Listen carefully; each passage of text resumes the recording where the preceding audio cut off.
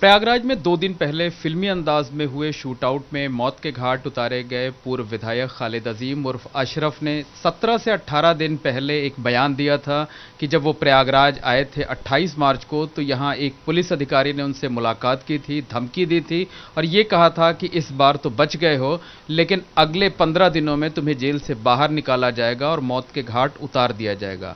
15 नहीं लेकिन 17 दिन के बाद उसी तरह से अशरफ की हत्या हो जाती है। अशरफ ने यह बयान मीडिया में भी दिया था, अपने वकील को भी बताया था। तो आखिरकार वो पुलिस अधिकारी कौन है, किस तरीके से चिट्ठी सुप्रीम कोर्ट और हाई कोर्ट के चीफ जस्टिस तक पहुंचेगी, इस बारे में हम बात करते हैं। अशरफ के वकील विजय मिश्रा जी हमारे साथ हैं। विजय मिश्रा जी, अशरफ का बयान आपने भी सुना होगा, उस बयान में क्या कुछ कहा गया था, फिर क्यों आप बरेली जेल गए थे, मुलाकात की थी, क्या बातचीत हुई थी? जी हाँ, जब उनको 28 मार्च को प्रयागराज से जिला जेल बरेली ले जाया जा रहा था, तो उससे पहले उनको पुलिस लाइन इलाहाबाद ले जाया गया था और वहाँ पे किसी वरिष्ठ पुलिस अधिकारी ने कहा था कि इस बार तो बचे हो, लेकिन 15 दिन निकाल तुम्हारा काम तमाम कर दिया जाएगा। ये बात अशरफ जी ने खुद ही मीडिया से बताई थी, उसके माध्यम से मुझे भी जानकारी प्राप्त हुई थी। तो उसी के कुछ दिन बाद मैं जिला जेल बरेली गया था और माननीय न्यायालय MP MLA कोर्ट के आदेश के अनुसार वहाँ मैं उनसे मिला। तो मैंने उनसे ये बातें पूछी कि आपने ये मीडिया में बातें कही थी, क्या ये सही है? तो उन्होंने कहा हाँ, किसी पुलिस अधिकारी ने जो है मुझे धमकी दी है कि इस बार तो बच गए, लेकिन 15 दिन में निकाल तुम्हारा काम तमाम कर दिया जाएगा। तो मैंने उनसे पूछा था कि कौन है, तो उन्होंने मुझे मना कर दिया कि आपको नहीं बताएंगे, आप मेरे अधिवक्ता हैं, आपको परेशानी हो सकती है। लेकिन बंद लिफाफे में ये सारी बातें जो है चिट्ठी के माध्यम से chief justice supreme court, chief justice उच्च न्यायालय और CM मुख्यमंत्री, माननीय मुख्यमंत्री उत्तर प्रदेश को चिट्ठी के माध्यम से बंद लिफाफे में पहुँच जाएगी। तो ये बताइए, उन्होंने क्या बताया था कि वो जेल से चिट्ठी लिख करके खुद पहले ही भिजवा देंगे, आशंका जताएंगे, या फिर उन्होंने चिट्ठी किसी के पास रखवा दी थी, वो चिट्ठी अब भेजी जाएगी? क्या जानकारी उन्होंने दी? उन्होंने चिट्ठी की ये जानकारी नहीं दी थी कि हम पहले से लिख के रखे रहेंगे या किसी को भिजवा देंगे। उन्होंने यही जानकारी बताई थी कि हम चिट्ठी के माध्यम से बंद लिफाफे में अगर ऐसी कोई घटना या मेरी हत्या होती है तो वो पहुंच जाएगी। मतलब उन्होंने अपने परिवार में किसी शख्स को जो है ये जिम्मेदारी दी हुई थी कि अगर कोई अप्रिय घटना होती है, कोई वारदात होती है, तो वो चिट्ठियां सुप्रीम कोर्ट और हाई कोर्ट के चीफ जस्टिस और मुख्यमंत्री तक पहुंचा दी। ये तो बात सही है कि चिट्ठी पहुंच जाएगी, लेकिन परिवार को दी थी जिम्मेदारी या किसी अन्य व्यक्ति को, इसकी जानकारी उन्होंने नहीं दी थी हमें। अच्छा, एक खबर ये आ रही है कि आज जो है एक लिफाफा कुछ जगहों पर सोशल मीडिया पर वायरल हो रहा है, जिस पे लिखा हुआ है अतीक अहमद, और वो बातें कही थी अशरफ ने, तो उस बारे में कितनी सच्चाई है? क्या आपकी तरफ से कोई चिट्ठी कहीं भेजी गई है? नहीं, मेरी तरफ से ऐसी कोई भी चिट्ठी नहीं भेजी गई है, नहीं मेरे पास कोई ऐसी चिट्ठी है, ना किसी चिट्ठी की जानकारी है हमको। मतलब ये जो बातें सोशल मीडिया में सामने आ रही हैं, आप उसका खंडन कर रहे हैं और आपके नाम से ही चलाया जा रहा है वो कि आपने भेजी है, तो आप उसका खंडन कर रहे हैं? जी हाँ, बिल्कुल हम उसका खंडन करते हैं। मेरे माध्यम से ऐसी कोई भी चिट्ठी जो है नहीं किसी को दी गई है, नहीं मुझे इस चिट्ठी के बारे में कोई जानकारी दी गई। ये भी जो अगर चिट्ठी कहीं पे ऐसे फैली है या कोई ऐसे रूमर उड़ रहा है तो बिल्कुल गलत और फेक है। अच्छा, अतीक और अशरफ जो है जुडिशियल कस्टडी से पुलिस रिमांड में दिए गए थे। आज शाम 5 बजे तक उनकी पुलिस रिमांड खत्म हो रही थी, वापस उनकी जेलों में भेजा जाना था, लेकिन उससे पहले ही जो है ये वारदात हो गई है। तो इस बारे में आज कोर्ट में क्या कोई जानकारी दी गई है? जी हाँ, कमिश्नर जी के द्वारा जो है जिला जज को चिट्ठी भेजी गई है कि उसमें किसी इस जांच के लिए न्यायिक अधिकारी नियुक्त करने के लिए, और विवेचक द्वारा भी जो है CGM कोर्ट में सूचना FIR के माध्यम से दी गई है चिट्ठी के द्वारा कि आज उनकी पुलिस कस्टडी रिमांड समाप्त हो रही थी और उनकी ऐसी घटना के तहत उनकी हत्या हो गई है। उसकी जानकारी CGM कोर्ट में विवेचक ने दी है। तो जिला जज को वो कहा गया, जिला जज कोई जुडिशियल ऑफिसर जो है वो अपॉइंट करेंगे?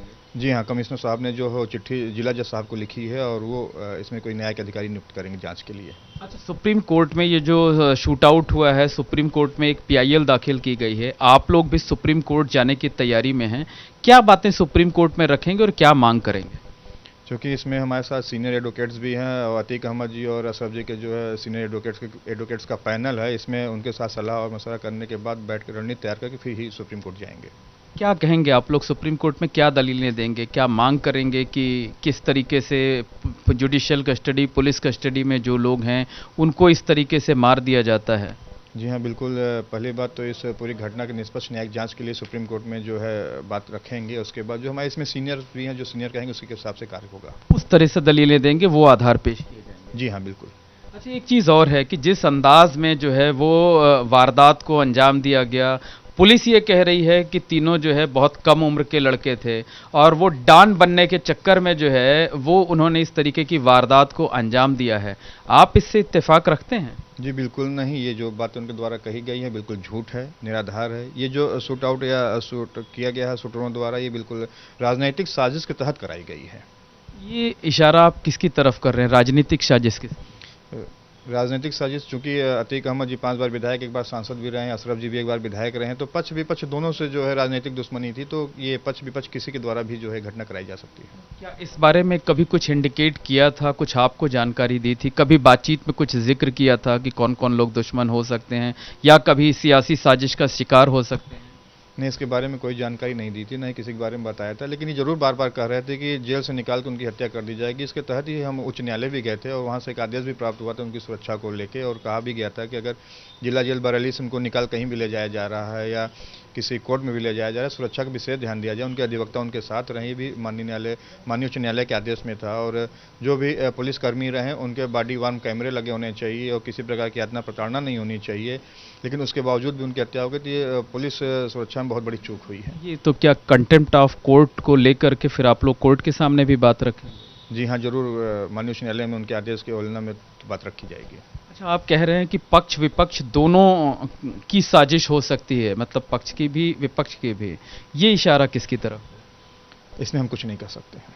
लेकिन साजिश किसी की भी हो सकती है, हाँ, इससे इनकार भी नहीं, इससे इनकार नहीं, साजिश किसी की भी हो सकती है। लेकिन आपको लगता जो शक है कि ये पॉलिटिकल कॉन्स्पिरेसी? बिल्कुल, ये राजनीतिक साजिश है। अच्छा, एक सवाल और है कि अतीक अहमद की पत्नी शाइस्ता परवीन, जो कि उमेश पाल शूटआउट केस में नामजद आरोपी हैं, 50,000 का इनाम है, तकरीबन 52-53 दिन हो गए हैं, अभी तक उनका पता नहीं चला है। बेटे की मौत हो जाती है, पति की हत्या कर दी जाती है, देवर की हत्या कर दी जाती है। आखिरकार क्या वो आप लोगों से कहीं संपर्क नहीं कर रही हैं कि वो कब सरेंडर करेंगे नहीं करेंगे, क्या कुछ है?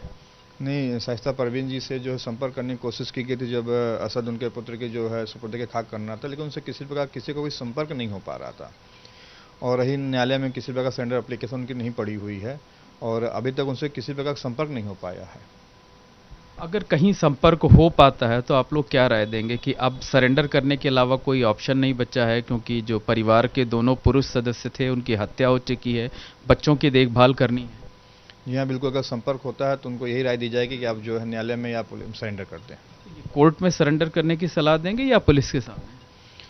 सलाह तो उनको सरेंडर करने की देंगे, अब उनके विचार में कि पुलिस को सरेंडर करती है, न्यायालय में सरेंडर करती है, तो उनके ऊपर है। अच्छा, एक आखिरी सवाल ये है कि शाइस्ता परवीन के जो दोनों बेटे हैं, वो दोनों बेटे बाल संरक्षण गृह में हैं, तो उनको लेकर के आप लोगों ने कहाँ एप्लीकेशन दी है, किस तरीके की उसमें आगे पैरवी कर रहे हैं? जो बाल संरक्षण गृह में शाइस्ता जी के दोनों बच्चे हैं, उसके लिए CWC इलाहाबाद में भी सुपुर्दगी एप्लीकेशन दी गई थी, तो वहाँ पे ये जानकारी दी गई है कि अभी आपकी जांच चल रही है, इनकी प्रार्थना पत्र पे जांच के बाद जो रिपोर्ट आएगी उसके बाद ही कोई कार्रवाई होगी। उसके अलावा DPO ऑफिस में भी जो है एक सुपुर्दगी के लिए और मिलने के लिए जो है प्रार्थना पत्र दिया गया था, तो उन्होंने कहा था कि आपकी जांच चल रही है, इस प्रार्थना पत्र की जांच के समाप्त होने के बाद ही रिपोर्ट आने पे इसमें अग्रिम कार्रवाई होगी। क्या कभी बच्चों से मुलाकात आपकी हो पाई? नहीं, बच्चों से मुलाकात नहीं हो पाई, इसे कोई भी जो चूँकि आधिकारिक तौर से कोई विधिक कोई अभी इसमें जो है आदेश नहीं है। अच्छा, जो बच्चे हैं उनके पिता का कत्ल हो चुका है, माँ फरार हैं, 2 बड़े भाई जो थे वो जेल में हैं, एक बड़े भाई का एनकाउंटर हो चुका है, तो अब सुपुर्दगी कौन लेना चाहता है?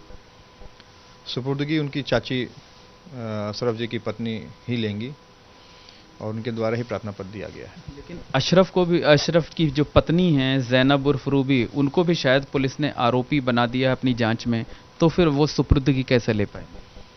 ये बातें जो है पेपर में ही आई हैं, लेकिन किसी प्रकार की जो है किसी केस डायरी वगैरह में तभी उनका नाम नहीं आया है जो हमने अवलोकन किया है, तो इसलिए अभी वो सक्षम है सुपुर्दगी लेने के लिए। बिल्कुल, ये हैं विजय मिश्रा जी, जो कि अशरफ के वकील हैं। तमाम पहलुओं पर इन्होंने जानकारी दी। इनका कहना है कि अशरफ ने इनसे भी चर्चा की थी, मीडिया में बयान दिया था, लेकिन साथ ही साथ इनसे भी चर्चा की थी और ये कहा था कि जो पुलिस अधिकारी हैं उन्होंने धमकी दी है कि 15 दिन में जेल से निकालकर हत्या कर दी जाएगी, और जो आशंका जताई गई थी वो सच साबित हुई है। लेकिन इनकी तरफ से कोई चिट्ठी ना तो भेजी गई है, ना हो इन्हें उस बारे में कोई जानकारी है। कैमरामैन अनुराग द्विवेदी के साथ मोहम्मद मोइन, ABP नेटवर्क, प्रयागराज।